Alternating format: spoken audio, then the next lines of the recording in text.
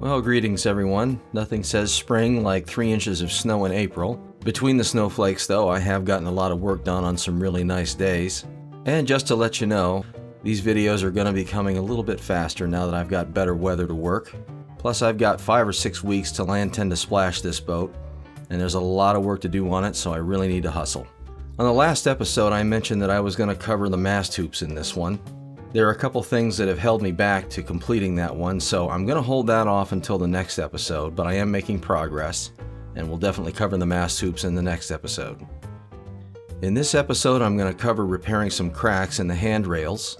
I'm going to cover the companionway doors. Before I get into that though, I need to address an issue that was brought up by some people from the last episode. When I was applying the fairing compound and giving some instructions for that, I was applying the fairing compound to an area of the deck that had some discoloration due to mold and that sort of thing from some wood sitting on top of it that shouldn't have been there. It was brought up in some of the comments that I should have cleaned this off first. And that's true, I should have and sort of did. This first application of fairing compound was down just to cover some of the coarse cracks. Once it cured, I sanded the entire thing down past this area on the deck that was stained by some wood that had been sitting there, and applied a second coat of fairing compound.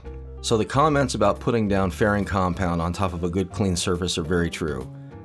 So while I did sand this area out and get it nice and clean for the second application, I didn't show it in the video and I should have. So thanks for the comments to point this out. I'll include some video of it in an upcoming episode to show you what this area looks like now. Nice and clean, ready to go for primer and paint. Speaking of paint, here's a company with some products I want to recommend to you. I'm not being paid or subsidized or comped on any products or services. These are just things that I like and I think you might as well. While I will be using some topside paint from Jamestown Distributors Total Boat line, I wanted something a little extra special and something unusual for the deck. After some recommendations and research, I came across Kirby Marine Paints. I called Kirby's and asked for a color sample. Not only did I get a nice brochure in the mail, I got a personalized letter from him. Now that's a touch you don't see often anymore. Now George Kirby is not going to make this easy because there's so many interesting colors to choose from here. I'm having a hard time figuring out which one I'm going to go with. But either way, this company's paint has a great reputation. You can talk to the man who mixes the paint himself and get exactly what you want and any questions answered. And there are some great classic colors in here for a boat restoration project. Alright, now back to the repairs at hand. I mentioned earlier about these handrails that I have. Several of them have wood splits in them that I need to repair. I like to use polyurethane-based glue. I'm using this kind of Gorilla Glue that dries perfectly clear. Polyurethane glues have a very strange and interesting property. They will only cure in the presence of water. So the first thing that you have to do is get the wood and the areas that you're going to glue back together saturated with water. So I opened up the crack a little bit, just enough to get some water in there and get the surface area a little bit wet.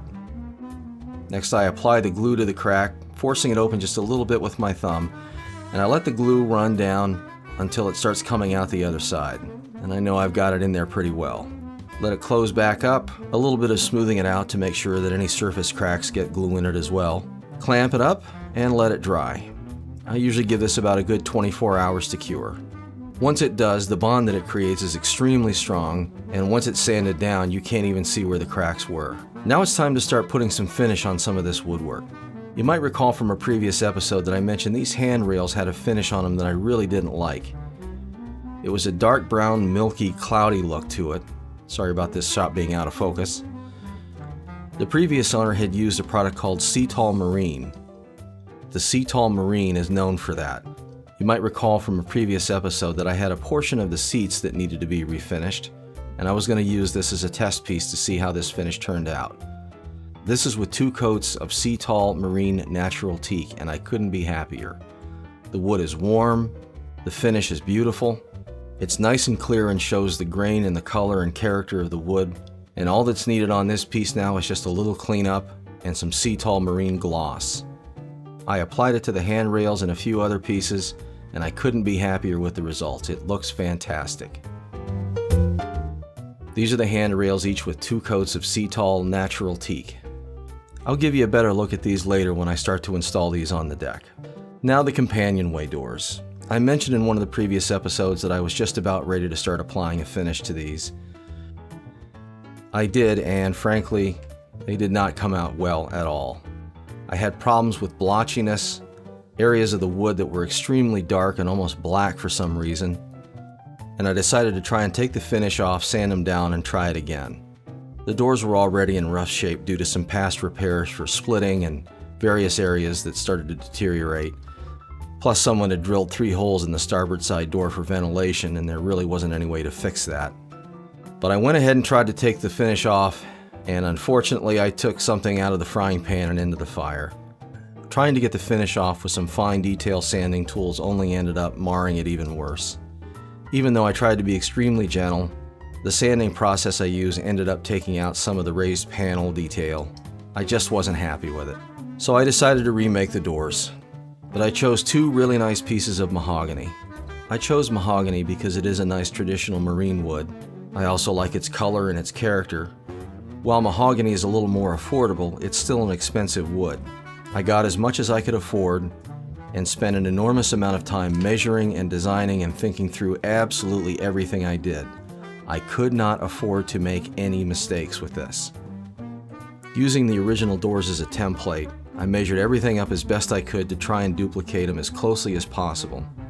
Minus the 3 holes and damage, of course. So everything got measured multiple times, marked multiple times, checked multiple times, putting as much care as I possibly could into this.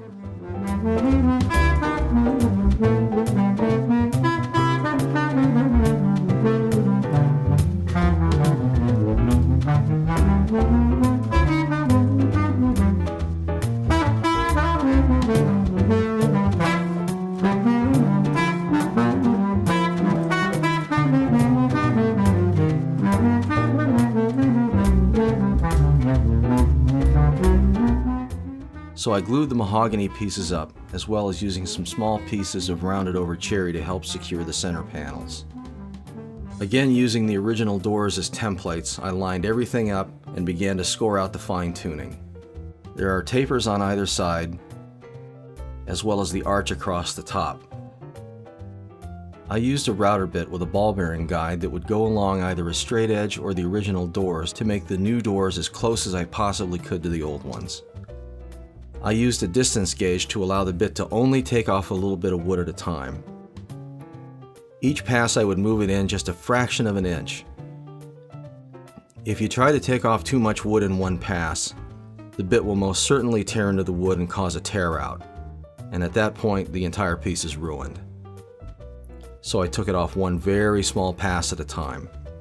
I used a Japanese razor saw to take off some of the excess up by the arches so that the bit wouldn't have as much to go through, and again used the roller bearing on top to go right across the top of the original arch to cut a perfect profile of the arch underneath.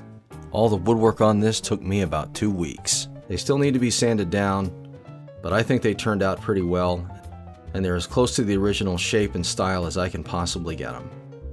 I've had this can of Watco Marine Teakwood finish around for a long time, and it's always given me nice results. It's great for teak and mahogany, and after it cures, other finishes like varnish can be applied to it. I used a simple cheap brush to get the dust out of the corners and tight areas of the raised panel, then used a tack cloth to get all the rest of the dust off the surface. The oil went on very easily, and even after the first coat I could see a dramatic difference in the wood. Try to give you a close-up here of what this wood looks like. It really came out to be a nice warm color and brought out a really nice iridescence in the wood.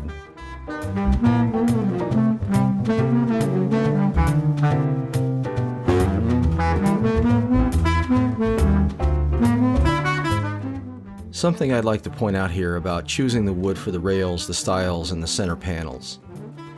I used one piece of wood for the side stiles and a separate piece of wood for the raised panels and top and bottom stiles. This helps to create a nice look among the vertical surfaces in contrast to the horizontal surfaces.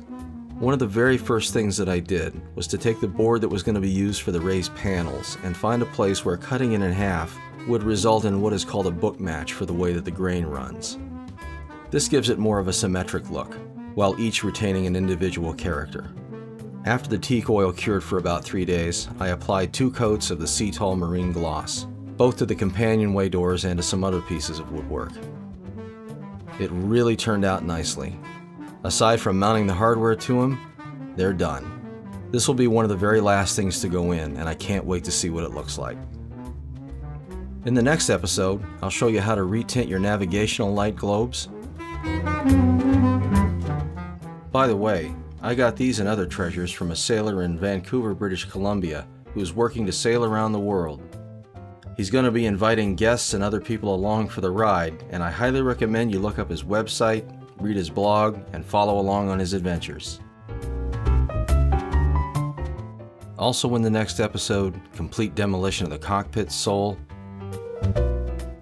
and getting started on the new cockpit sole support structures. And anything else I get the time to come up with, as well as the mast hoops.